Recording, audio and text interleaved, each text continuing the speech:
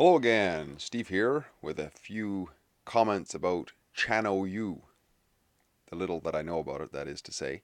Now, if you wonder why I keep looking down like this all the time when I'm doing a video, just so you know, I generally have a couple of notes just because these are off the cuff comments that I'm making, and if I try to talk just remembering everything, I'll blow it. So that's why. Part of the reason why.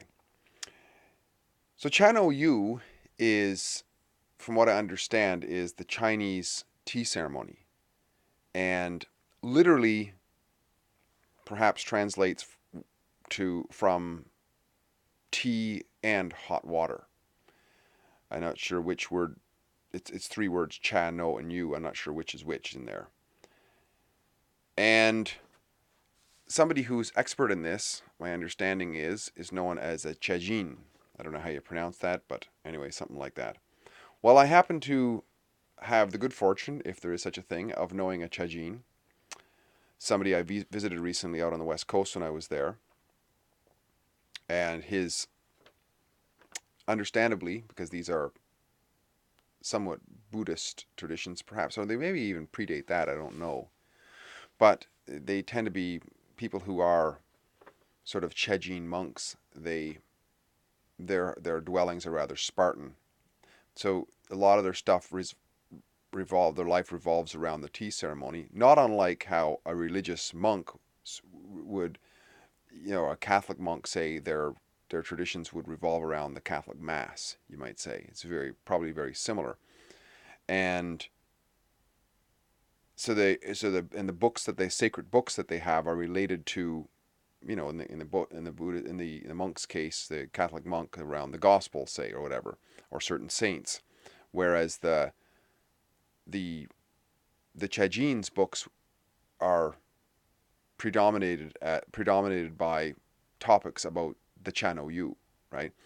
So while I was visiting there, I pulled a book down off the shelf, and it was called Chano Yu, and I began to read a little bit of it just while I had a few moments there. And what I found out there is that the Chano Yu, or the tea ceremony, is a sacrament. It's a household sacrament by these Japanese people who promote, or not promote, but practice this ceremony. And it is to promote aesthetics, economics, and etiquette. Isn't that wonderful? How, the Japanese are known for their etiquette, for sure. And it's, I don't know I don't know a whole lot about it, but I like to throw ideas out there because a lot of times people have lost their ways, right? Like we'll lambaste, oh, that old crazy religion stuff, oh, that old tradition stuff, or whatever, and we'll throw it out.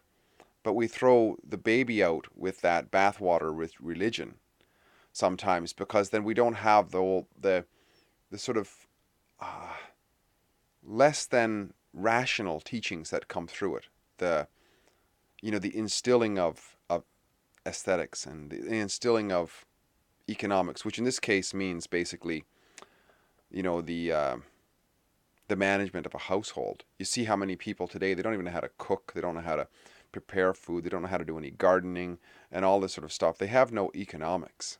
The idea of, economics these days means jabs, jabs, jabs, right? Or jobs. So it's lost its meaning. And aesthetics is relating to or dealing with beauty. I mean, my goodness. You look at a geisha girl back in the day, or somebody who was dressed in ceremonial garb that the Japanese had. It may not be beautiful to our eye, but it is so detailed, very aesthetic, right? For their culture. And etiquette is just conduct.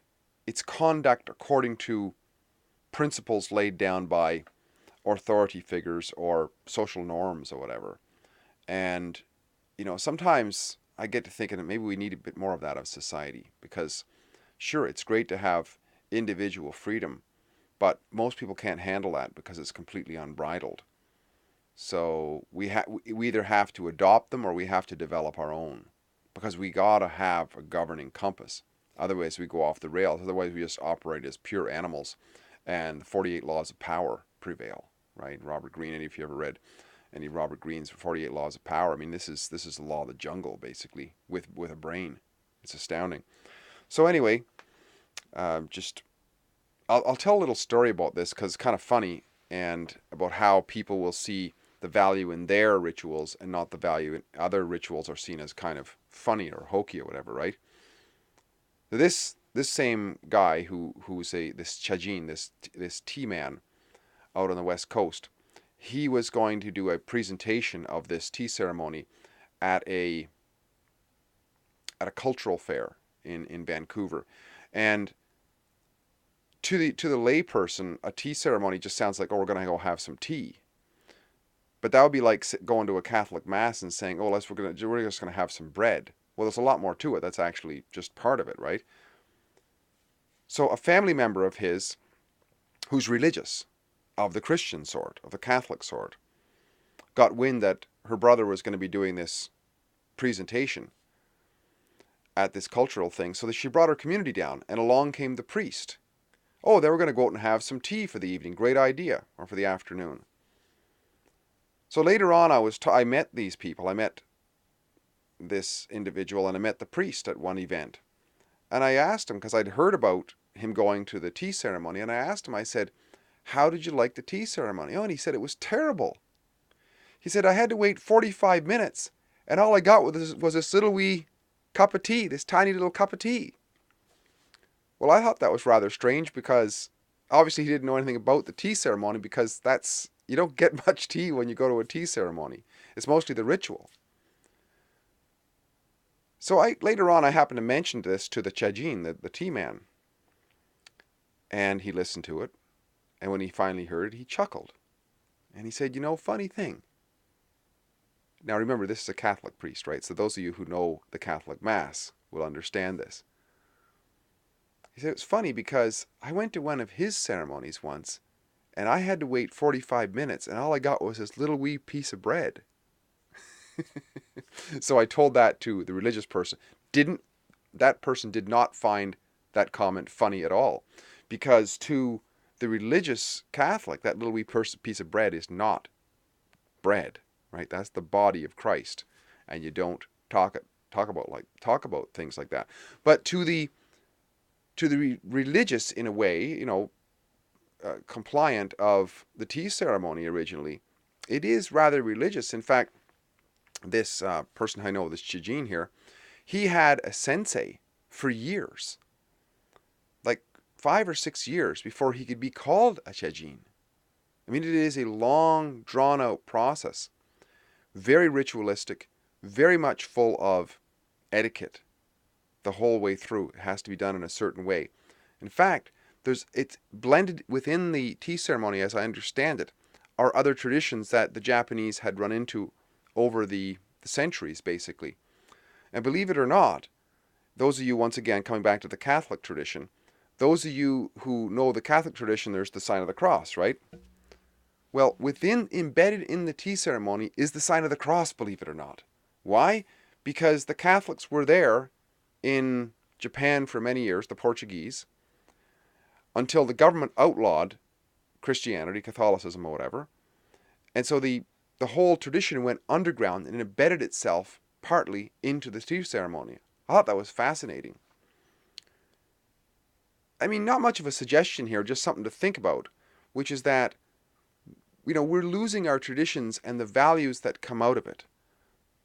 So if somebody is Japanese and you've lost your heritage of the tea ceremony, maybe have a look at it. Read something about it. I mean, here's a tradition that was built up over hundreds, perhaps, I don't know, maybe thousands of years. It's not just about having tea. It's a sacrament. It's a whole ceremony through which you can learn values that can't really be studied. You can learn disciplines that you might not. You can learn, the beauty and the simplicity of things, and have a better quality of life at the end of the day. Maybe even blend this with something else. But every time I sit down with this guy and he makes tea, it is not just like having a cup of joe. This is a whole procedure. He's got a little buffalo that he's got to paint with a brush and so on, and it blows a bubble out its nose and what have you. But all of this means something.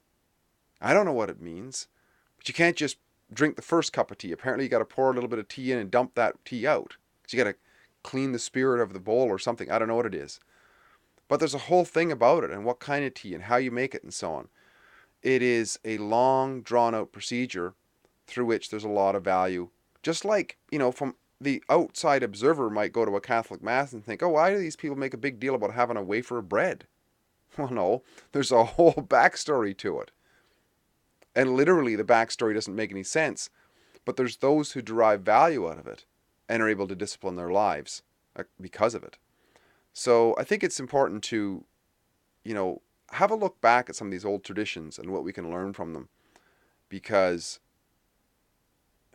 humanity at large it seems like has lost its way to a great extent. And it doesn't mean we have to go back, because we can only go forward, we can't go back. But certainly we can learn from our forefathers and the outwardly appearing goofy traditions that they had, because it was able to govern their lives. And those people, the reason we're here is because our ancestors survived for so long. Well, maybe there's some value in that. Once again, nothing conclusive, just a few comments on the Chan OU and what I've learned from the T-Man, the Chajin. Talk again soon. If you like what I'm doing, please like, subscribe, and share. Comment in the box below. Bye for now.